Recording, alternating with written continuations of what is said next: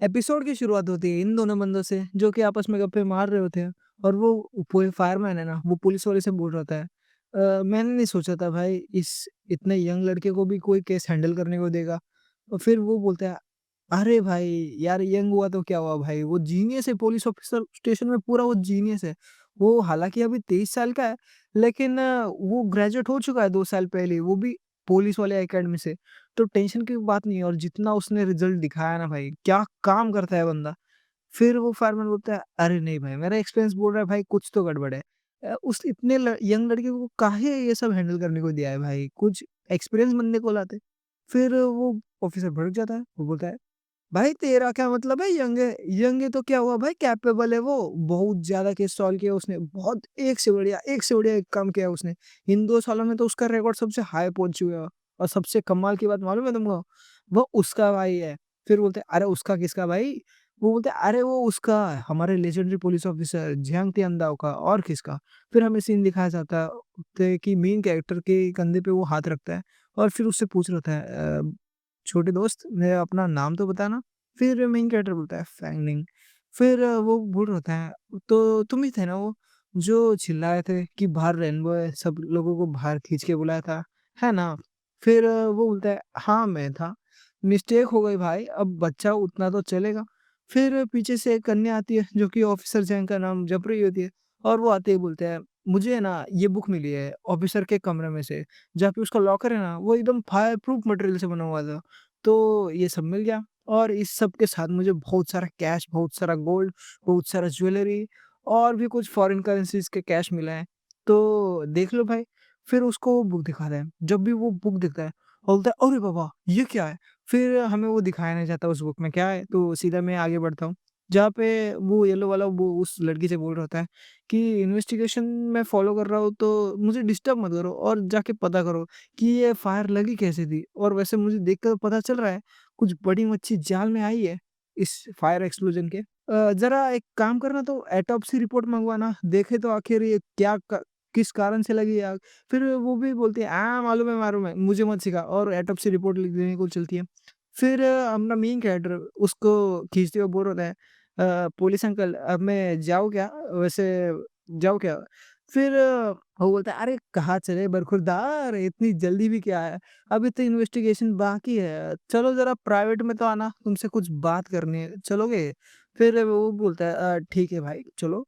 फिर हमें पार्क का सीन दिखाया जाता है, जहाँ पे वो दोनों बैठे होते हैं और फिर वो जो होता है ना ऑफिसर, वो बोल रहा होता है अपने मेन कैरेक्टर से, "यहाँ पे अभी हम दोनों सिर्फ़ हम दोनों हैं, तो तुम मुझे डायरेक्टली बता सकते हो, मुझे पूरा भरोसा है भाई। ये जो आग लगी है ना, वो कोई एक्सीडेंट वैक्सीडेंट नहीं है, किसी ने तो मर्डर किया है। तो तुम्हें कुछ इसके बारे में पता है? तो जो कुछ बताया बोल दो भाई।"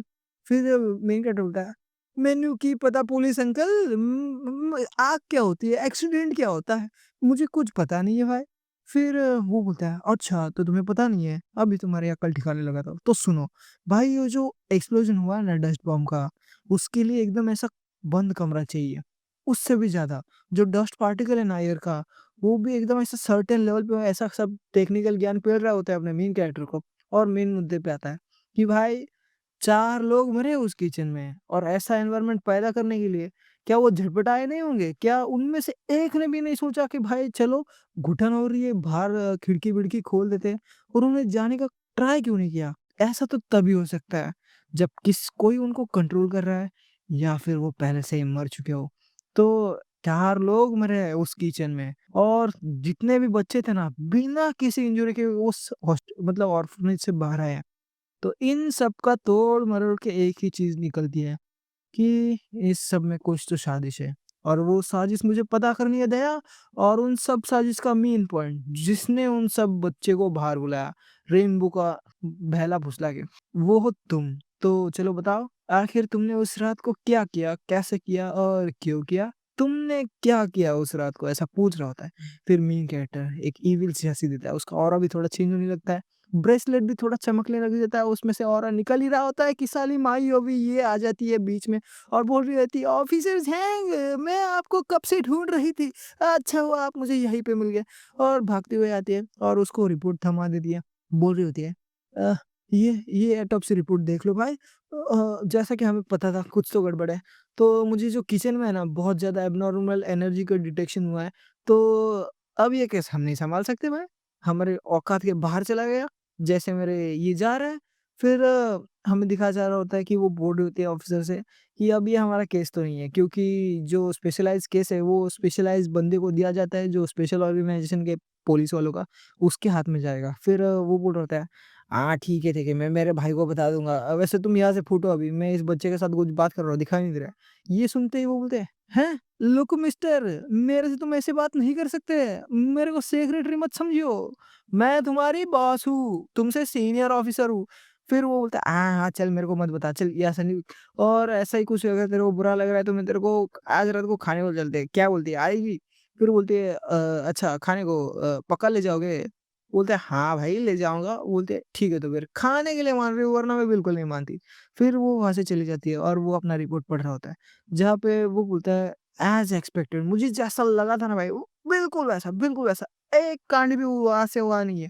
तो देखो भाई, मैंने सच सही गेस किया था। अभी-अभी बताया ना मैंने कि ये रिपोर्ट भी वही बोल रहा है कि जो उनका फेफड़ा है ना, उसमें डस्ट पार्टिकल है ही नहीं और उनका मुँह, नाक, पिछवाड़ा सब जगह मिल गया, लेकिन उनके फेफड़े में मिला ही नहीं। इसका एक ही मतलब है दया कि बॉम्ब तब उनको मरने के बाद फोड़ा गया है, जिससे वो डस्ट पार्टिकल उनके बॉडी के अंदर गया नहीं। तो फिर ये सब सुनने के बाद नेगेटिव को लग जाता है, अब गई हमारी भैंस पानी में। तो वो बोलता है, "ऑफिसर जाएँ, अगर सच में वो मैं ही बंदा हूँ, तो क्या करोगे मेरे साथ? जेल भेजोगे या फिर पि डंडे मारोगे या फिर सीधा मुझे मार ही दोगे?" फिर वो थोड़ा हँसता है और बोलता है, "अरे इनमें से कोई नहीं। वो इन्वेस्टिगेशन है ना, वो कुछ अलग ही डायरेक्शन में जाएगा और बस नॉर्मल सा एक्सीडेंट बता देंगे और क्या।" फिर ये सुन के मेन कैरेक्टर थोड़ा हैरान हो जाता है, "क्या?" फिर वो बोल देता है, "हाँ, पता है मुझे, तुम हैरान होना जा ऐसे लेकिन क्या कर सकते हो? मुझे वो बुक मिली थी ना, याद है? प्रिंसिपल के कमरे से, वो उसमें मैंने नोटिस किया कि ये जो ऑर्फन्स है, उनको बहुत सारे चोटों का भी निशान है और ऊपर से बुक में लिखा हुआ था कि ह्यूमन ट्रैफिकिंग, तुम बच्चों का ट्रैफिकिंग हो रहा है, तुम पे वायलेंस हो रहा है, ये सब वो।" सो इन सब के कारण की वजह से मुझे लग रहा है कि कुछ तो गड़बड़ थी और तुमने अपनी जान खेल के सब बच्चों को बचाया है। तो मैं तुम्हें इल्ज़ाम कैसे लगा सकता हूँ? तुम कोई बुरे इंसान तो नहीं हो और मैं रफ़ली गेस कर सकता हूँ कि तुमने ये सब क्यों किया। फिर मेन कैरेक्टर शांत होता है और उसको थैंक यू बोलता है, उसका बातें समझने के लिए। फिर वो भी थोड़ा मन-वन मुस्कुराता है और बोलता है, "अरे! You are welcome. वैसे तुमने जो एनर्जी यूज़ की, जो डिटेक्ट हुई है सीन पे, तो मुझे लगता है तुम अवेकन हो चुके हो, स्पेशल एबिलिटी वाले बंदे हो, है ना?" फिर ये सुनते अपना मेन कैरेक्टर थोड़ा चौकन्ना हो जाता है, स्पेशल एबिलिटी की बात आई है भाई। फिर वो येलो वाला जो होता है ना ऑफिसर, बोलता है, "मैंने नहीं सोचा था कि कोई अपनी एबिलिटी इतनी जल्दी एज में भी अवेकन कर सकता है। तो तुम ज़रूर से स्पेशल हो। तो मैं अपने भाई को तुम्हारे रिकमेंड कर दूँगा स्पेशल डिपार्टमेंट के लिए। तो वैसे मेरा नाम जियांग जुन है, जो मेरा बड़ा भाई है ना और मैं, दोनों ही ऑर्फन्स हैं। तो मैं समझ सकता हूँ कि तुम ऐसा क्यों बिहेव कर रहे हो। लेकिन भूलना मत, ये जो दुनिया है ना इतनी भी बुरी नहीं है। ये दुनिया बहुत ज़्यादा बड़ी है और बहुत ज़्यादा खूबसूरत है।" तो बैठ जाता है झूले पे और बोल रहा होता है, "जाओ अपने दोस्तों के साथ खेलो, वो तुम्हारा कार में इंतज़ार कर रहे होंगे। सब लोगों को हमें ट्रांसपोर्ट भी तो करना है दूसरी जगह पे।" फिर मेन कैरेक्टर जा रहा होता है और वो पीछे मुड़ के बोलता है, वैसे मैं भूल गया बताना कि वो जो झूला है ना वो टूटा हुआ है।" और फिर वो झूला टूट जाता है और टूटने के साथ ही अपने जो होता है ना येलो वाला, वो नीचे गिर जाता है और अपना मेन कैरेक्टर वहाँ से चला जा चुका होता है पहले से ही। फिर वो अपने मेन कैरेक्टर को गालियाँ दे रहा है, ये वो पहले नहीं बताया। फिर वो फिर थोड़ा-सा हँसता है क्योंकि अच्छा हुआ जो कुछ हुआ। फिर वो बोलता है, "हेलो ब्रदर", अपने भाई को फ़ोन लगाया होता है उसने। फिर बोलता है, "ब्रदर, मुझे ना एक बहुत ही इंटरेस्टिंग सा बच्चा मिला है आज के केस के दौरान, जानना चाहोगे?" उसने एक बहुत ज़्यादा कम ऐज का है भाई वो, लेकिन उसने एबिलिटी मतलब अवेक कर लिया है। वही सब नॉर्मल टॉकिंग उनके बीच में चलाई जा रही होती है। फिर हमें सीन शिफ्ट होता है और ऑर्फनेज के यहाँ पे दिखाया जाता है जहाँ पे आग लगी होती है। आग अभी तक शांत नहीं हुई है और वो जो पुलिस की गाड़ियाँ, एक बस भी लाई गई है और फिर हमें कुछ देर बाद दिखाया जाता है कि मेन कैरेक्टर उस बस में से जंप खाता है और नीचे आ जाता है, यानी कि और वो बस भी चली जाती है। इसका मतलब सब बच्चों को ट्रांसपोर्ट किया जा रहा था, लेकिन अपना मेन कैरेक्टर वहाँ से भाग जाता है। वो भागते हुए वो ऑर्फनेज के पीछे वाले जंगल पे आता है, जहाँ पे वो खुदाई करके कुछ निकालता है और निकालने के बाद पता चलता है कि वो उसने तो बहुत सारे पैसे कमा के रखे थे, मतलब ऐसा खोद के रखे थे। फिर वो मेन कैरेक्टर तो भाई बड़ा चालाक निकला, उसने सब बैकअप प्लान बना के रखा था शायद से। फिर हमें दिखाया जा रहा होता है कि मेन कैरेक्टर के पीछे से कुछ तो अजीब ऐसा महसूस होता है और पीछे भाई ये दोनों मुझे सच में नहीं पता था ये इस चैप्टर में पता नहीं है क्यों आए हैं ये चैंग दाओ और उसका वही दोस्त, वो दोनों यहाँ पे भी है। फिर हमें दिखाया जा रहा होता है कि चैंग दाओ उसके डॉक्टर से बोल रहा है डॉक्टर माफ़ करना यार लेकिन ये हमारा जो एक्सपेरिमेंट का मटेरियल है ना, वो यहाँ से गायब है। हाँ, वहाँ पे आग लग गई थी और फिर वो जो होता है ना, वो सीक्रेट पैसेज में कहीं पे तो जा रहा होता है और फिर चैंग दाओ फ़ोन पे अभी भी बात ही कर रहा होता है कि हाँ भाई ये अभी अनक्लियर है कि ऑफिसर झांग जुन का इसमें हाथ है या नहीं। लेकिन जैसा उसका कनेक्शन है ऑर्फन्स के साथ और इस ऑर्फनेज के साथ तो मुझे लगता है कि उसके बड़े भाई के कहने पे ऐसा कुछ हुआ है या फिर कुछ ऐसे ही बात है। तो अगर कुछ ऐसा है तो हमें उसको ठिकाने लगाना पड़ेगा और एक्सीडेंट ही दिखाएँगे टेंशन मत लो। और ये बातें अपना मेन कैरेक्टर सुन लेता है। फिर मेन कैरेक्टर बिना कोई टाइम वेस्ट किए वहाँ से भागने लग जाता है और वो पुलिस स्टेशन आता है और पुलिस स्टेशन में किसी एक बंदे से पूछ रहे होते हैं, "भाई अरे भाई ऑफिसर जान कहाँ पे? जल्दी बताओ कुछ अर्जेंट काम है भाई अर्जेंट बता।" फिर वो जो होता है ना वो बोलता है, "अच्छा वो तो अभी-अभी निकला है। वो बोल रहा था वो डेट पे जा रहा है" ऐसा है कुछ।